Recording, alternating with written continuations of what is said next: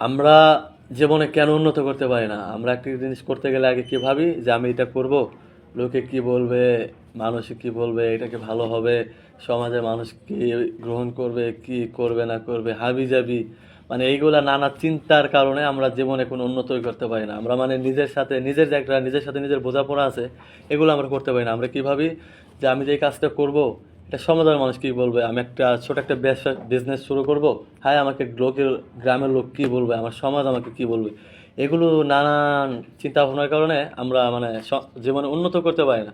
এই হচ্ছে আজকে দেশের অর্থনীতি, মানে এত বাংলাদেশে যত অর্থনীতির নিচের দিকে, এই মূল এই কারণেই শুধু আমরা মানে উদ্যোক্তা হতে পারি না। আমরা শুধু যে ভালো চাকরি না করলে লোকে কি বলবে, সরকারি চাকরি না করলে লোকে কি বলবে, হায় ভালো চাকরি না করলে তো বিয়ে করতে পারবো না, বাবা মাকে খুশি করতে পারবো না, হ্যান ত্যান হাবি জাবি চিন্তা ভাবনা।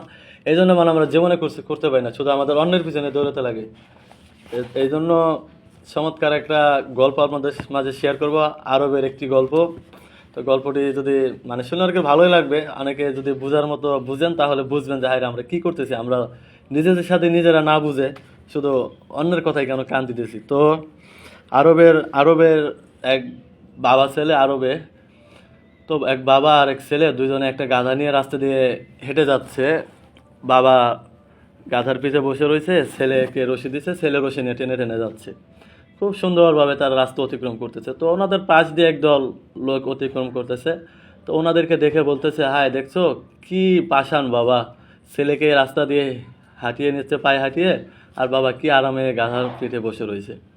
তো এই কথা শুনে বাবা মানে মনে অনেক কষ্ট পেয়ে আঘাত পেয়ে উনি গাধার পিঠের থেকে নেমে এসে তার ছেলেকে বসিয়ে দিল, বাবা তুমি বসো। তখন বাবা কি করলো, ওই গাধার রশি ধরে টেনে টেনে নিয়ে যাচ্ছে।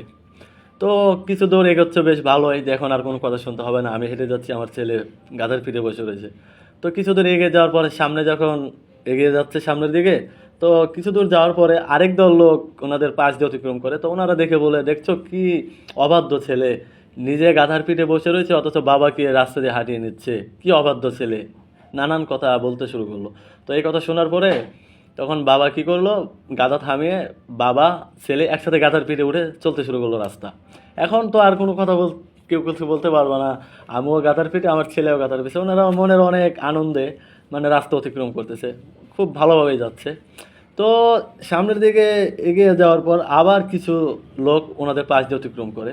তো ওনাদেরকে দেখে বলতেছে, ইস দেখছো কি পাষাণ হৃদয়ের মানুষ, বোবা প্রাণীটাকে পেয়ে কি অত্যাচারটাই না করা হচ্ছে এদের উপর, দুই বাপ বেটা একসাথে গাধার উপর এই ঘর দুপুরে উঠে বসে রয়েছে, কি অত্যাচার করতেছে বোবা প্রাণীটার উপর।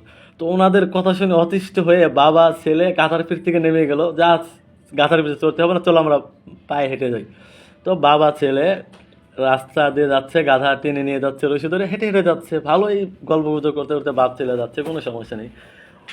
কিছু দূর যাওয়ার পরে আরেক দল লোক ওনাদের পাশ অতিক্রম করলো। তো ওনাদেরকে দেখে বলতেছে, দেখছো কি বলদের বলদ, কি বোকা, আরে পায়ে হেঁটেই যদি যেতে হয় তাহলে গাধার আবিষ্কার কেন, গাধা কেন সাথে নিয়ে আসছো, তুই পায়ে হেঁটেই যাবো। ওনাদের কথায় অতিষ্ঠ হয়ে কোনো আর ভাষা খুঁজে পাচ্ছে না এখন কি করবো, শেষ পর্যন্ত কি করলো, ওনারা বাবা ছেলেরা মিলে ওই গাধাটাকে ওনাদের কাছে তুলে নিয়ে ওনারা এবার রাস্তা শুরু করলো। এই হচ্ছে হলো কান কথা, মানুষের কথায় কান দেওয়ার পরিস্থিতি। মানে আমরা এক, আপনি বসে থাকলেও সমস্যা সমাজের লোকের, আপনি দাঁড়ায় থাকলেও সমাজের লোকের সমস্যা, আপনি বেকার আছেন বাড়িতে বসে তাও সমাজের লোকের সমস্যা, আপনি ছোটোখাটো একটা বিজনেস করতে চাইতেছেন, উদ্যোক্তা হতে চাচ্ছেন, তাও গ্রামের সমস্যা, আপনি একটা বেসরকারি প্রতিষ্ঠানে চাকরি করতেছেন, সরকারি চাকরি করতে পারতেছেন না, এও সমস্যা। আপনি যাই করবেন তাই গ্রামের মানুষের সমস্যা। এখন ওদের কথাই তো কান দেওয়া যাবে না। আপনি আপনি নিজের সাথে নিজের বোঝাপড়া করেন যে আমি কোন দিকে, আমার নিজের সাথে আমি নিজে কোন দিকে ফিট, আমি নিজেকে কোন দিকে সফল করতে পারবো। যেমন আমরা যদি নবী ইউসুফ আলাইহিসসালামের জীবনে পড়ি, ওনার জীবনে একটা ঘটনা পাওয়া যায়। ওনাকে কিন্তু রাজা ওনার পার্সোনাল মানে ওনার সাথে অনেক বড় একটা পদ দিয়ে রাখতে চাইছিল, কিন্তু নবী ইউসুফ আলাইহিসসালাম বলছেন না, আমি এখানে যোগ্য, এটার যোগ্য না, আমাকে খাদ্যমন্ত্রী বানাও, এগ্রিকালচার মিনিস্টার, আমি এটার দায়িত্ব খুব ভালোভাবে পালন করতে পারবো। এই থেকে আরেকটা শিক্ষা গ্রহণ করতে পারি আমরা যে মাঝে মধ্যে নিজের ডোল নিজেকে পিটাইতে হয়, আমরা কোন কাজে পারদর্শী, কোন কাজ করলে আমরা তাড়াতাড়ি সফল হতে পারবো, এগুলো নিজের সাথে নিজের বোঝাপড়া করতে হয়। ওই লোকে কি বললো, কে কি বললো, আত্মীয় স্বজন হেই সে আবি যাবি, এগুলো কথায় কান দিলে জীবনে সফলতা অর্জন করা যাবে না। তো এরকম অনেক চমৎকার চমৎকার ঘটনা পাবেন এই বইটিতে।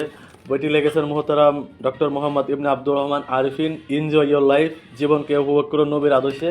তো বইটি সবাই পড়বেন, অনেক সুন্দর সুন্দর এরকম আরবের ঘটনা পাবেন।